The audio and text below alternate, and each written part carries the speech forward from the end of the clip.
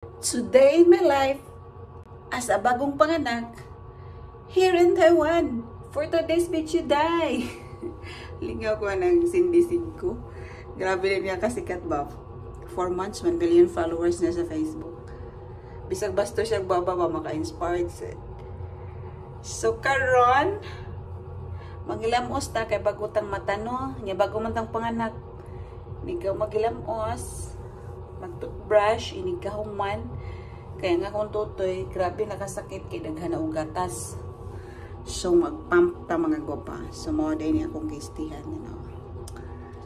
Day, 1 millionaire day, wana. 1 millionaire.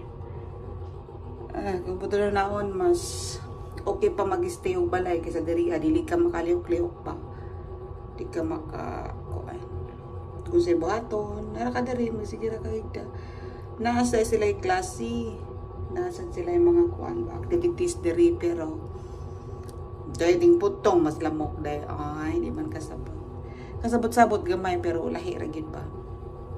Mas nindot man gyud to English, pure English kaysa dili.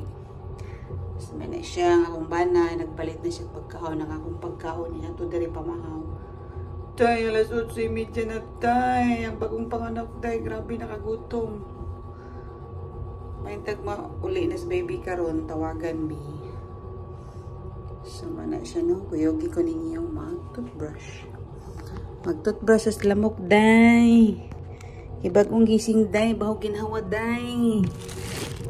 Yes, siya. Put to this video day.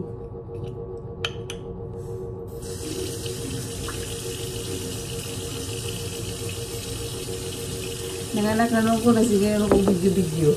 Ay, ito ko lang tayo okay.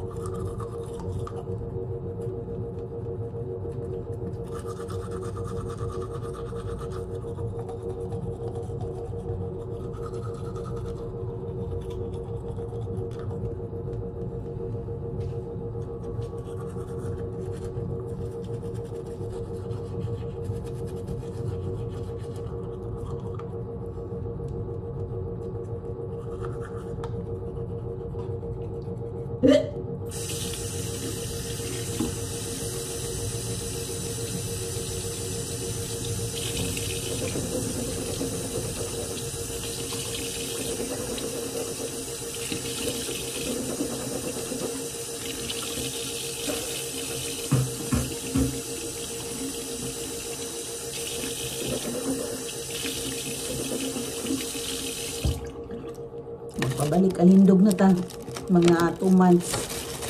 Magpadaot na tagbalik kay sus kapoy kay ning kuan tambok.